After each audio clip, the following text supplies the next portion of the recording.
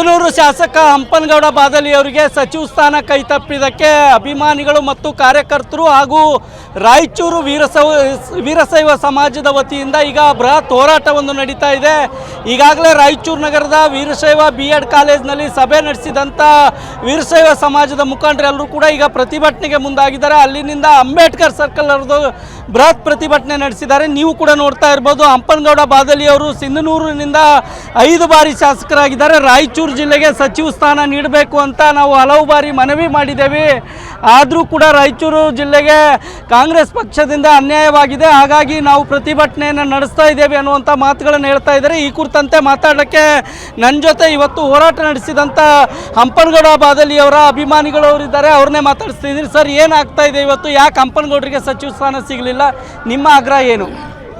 ಇವತ್ತೇನು ನಾವು ರಾಯಚೂರು ಜಿಲ್ಲೆಯಾದ್ಯಂತ ರಾಯಚೂರು ವೀರಶೈವ ಅಖಿಲ ಭಾರತ ವೀರಶೈವ ಮಹಾಸಭಾ ಹಾಗೂ ವೀರಶೈವ ಸಂಘ ಪ್ರತಿಯೊಂದು ಗ್ರಾಮದಿಂದ ಬೂತ್ ಮಠದಿಂದ ಏನು ಇವತ್ತು ವೀರಶೈವ ಲಿಂಗಾಯತ ಸಮಾಜದವರು ಬಂದಿದ್ದೀವಿ.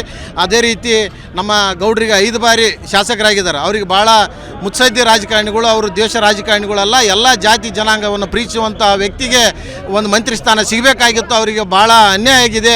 ಹಾಗಾಗಿ ನಾವು ಹೋರಾಟ ಮಾಡ್ತಿದ್ವಿ. ಅವರಿಗೆ ಮಂತ್ರಿ ಸಿಗುವ ತನಕ ನಾವು ಹೋರಾಟದಲ್ಲಿ ಭಾಳ ನಿಸ್ಸೀಮರಾಗಿ ಹೋರಾಟವನ್ನು ರಾಯಚೂರು ಜಿಲ್ಲೆಯಾದ್ಯಂತ ವೀರಶೈವ ಲಿಂಗಾಯತ ಸಮಾಜ ಆಗಿರ್ಬೋದು ಮತ್ತು ಅವರ ಅಭಿಮಾನಿಗಳಾಗಿರೋದು ಹೋರಾಟ ಮಾಡ್ತೀವಿ ಅಂತೇಳಿ ಈ ಸಂದರ್ಭದಲ್ಲಿ ಹೇಳಕ್ಕೆ ಇಷ್ಟಪಡ್ತೀವಿ. ಅಲ್ಲ ಸರ್, ಸಚಿವ ಸ್ಥಾನ ಸಿಗಬೇಕಾಗಿತ್ತು ಹಂಪನಗೌಡರಿಗೆ, ಯಾಕೆ ಸಿಕ್ಕಿಲ್ಲ? ಏನಾಯಿತು ಸರ್?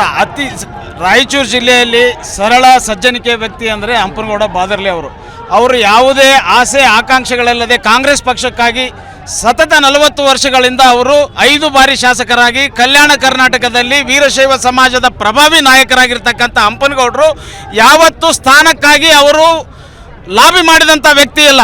ಅಂಥ ಒಬ್ಬ ಸರಳ ಸಜ್ಜನಿಕೆ ವ್ಯಕ್ತಿಯನ್ನು ನಮ್ಮ ಕಾಂಗ್ರೆಸ್ ವರಿಷ್ಠರು ಈಗ ಕಡೆಗಣಿಸ್ತಾ ಇದ್ದಾರೆ.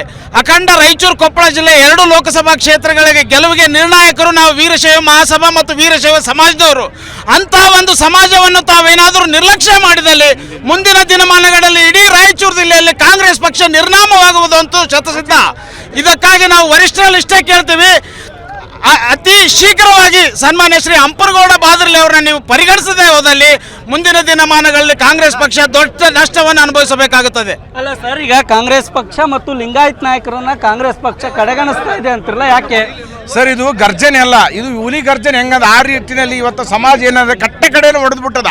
ಹಿಂಗಾಗಿ ವೀರಶೈವ ಸಮಾಜ ಹೊರಗೆ ಬರಬಾರ್ದಾಯ್ತು, ಇದು ಬೀದಿ ಬೀಳ್ತಾ ಇದ್ದೀವಿ ಅಂದರೆ 2000ದಿಂದನೂ ಇಲ್ಲಿ ತನಕ ನಮ್ಮ ಕಾಂಗ್ರೆಸ್ ಪಕ್ಷ ಯಾರಿಗೂ ಮಿನಿಸ್ಟ್ರಿ ಕೊಟ್ಟಿಲ್ಲ ನಮ್ಮ ಸಮಾಜಕ್ಕೆ. ಹಿಂಗಾಗಿ ಈ ಸಾರಿ ಗೆದ್ದಿರ್ತಕ್ಕಂಥ ನಮ್ಮ ಸಮಾಜದವ್ರಿಗೆ ಮೊದಲು ಕಾಂಗ್ರೆಸ್ದವರು ಸಚಿವ ಸಂಪದ ಕೊಡಬೇಕಂತ ಹೇಳಿ ನಮ್ಮ ಮೂಲ ಉದ್ದೇಶ ಆಗಿದೆ. ಅಭಿಮಾನಿಗಳು ಹೇಳುವಂತ ಮಾತಾಗಿದೆ. ರಾಯಚೂರಿನ ಕ್ಯಾಮರಾಮನ್ ಶ್ರೀನಿವಾಸ್ ಜೊತೆಗೆ ಜಗನ್ನಾಥ್ ಪೂಜಾರಿ, ಸುವರ್ಣ ನ್ಯೂಸ್.